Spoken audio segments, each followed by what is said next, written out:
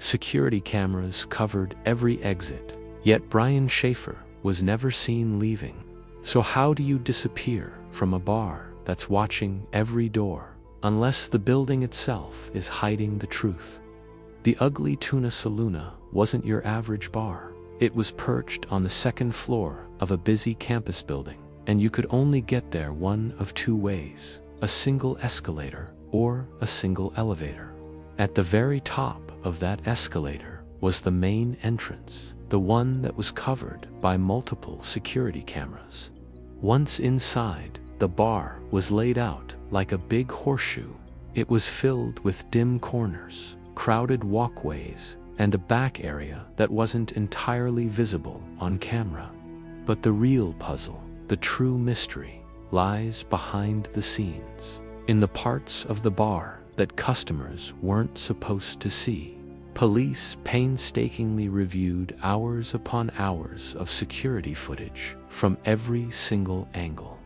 They saw Brian walk in.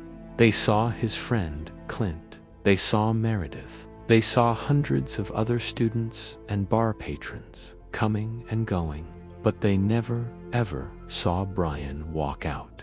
So, investigators started hunting for blind spots, and they found them. There were two major blind areas inside the bar where a person could disappear from view. The first was a service hallway used by the bar staff. The second was a back corner near the stage where the camera feeds didn't fully overlap. If Brian happened to walk into one of these areas, he could have easily slipped out of sight. But slipping out of sight inside the bar is one thing. Slipping out of the entire building is something else entirely.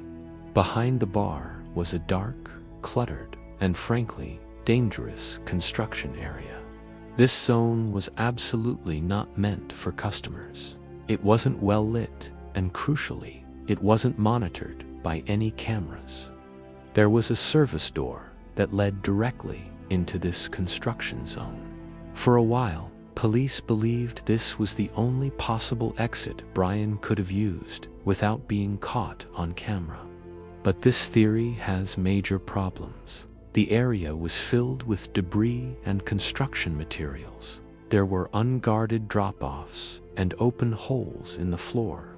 Workers on the site said it was unsafe, even in broad daylight. Now, remember, Brian was intoxicated, and he was wearing flip-flops. If he had gone out that door, it's highly likely he could have fallen, gotten seriously injured, or become trapped. But a massive search of the area turned up nothing. No body was ever found. No clothing, no wallet, no phone, absolutely nothing. This led some investigators to consider a much darker possibility. What if Brian never actually left the bar at all? The Ugly Tuna had plenty of hidden spaces, storage rooms, maintenance areas, a large walk-in cooler, a back office, and that service hallway leading to the construction zone. If something happened to Brian inside the building, whether it was an accident, a confrontation, or something far more sinister, it's possible he was moved later, after the bar closed and everyone went home. Now, this theory is highly controversial. There's no physical evidence to support it. But here's the haunting part. There's also no evidence to disprove it. And that's what makes this scenario so deeply unsettling. Some people still believe Brian left through the main entrance down the escalator, but for some reason, he just wasn't recognized on the footage. But police and digital forensics experts reviewed the tape frame by painstaking frame. Every single person who went down that escalator was identified and accounted for.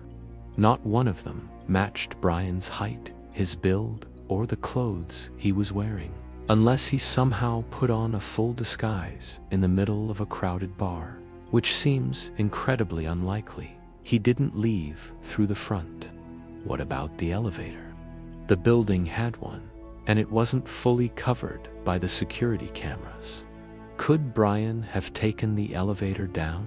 It's possible. But the elevator opened into a ground floor lobby that did have cameras. And again, no footage shows him leaving that way.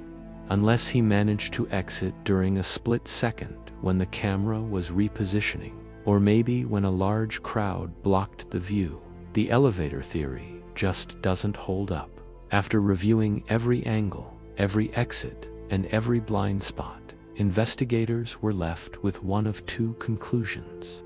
Brian Shaffer either managed to navigate the treacherous construction zone and disappear into the night without a trace, or he never left the building at all. Both possibilities are terrifying. If he went into the construction area, he could have been injured or worse. But then where is he? If he stayed inside the bar, someone would know. And that brings us to the most unsettling part of this entire case. The people inside the Ugly Tuna that night may hold answers they've never shared. But the mystery doesn't end with the building, because after Brian vanished, the internet took over, and what they uncovered is just as strange as the case itself. We'll dive into that next time in episode 5, The Internet Investigators. Thanks for watching.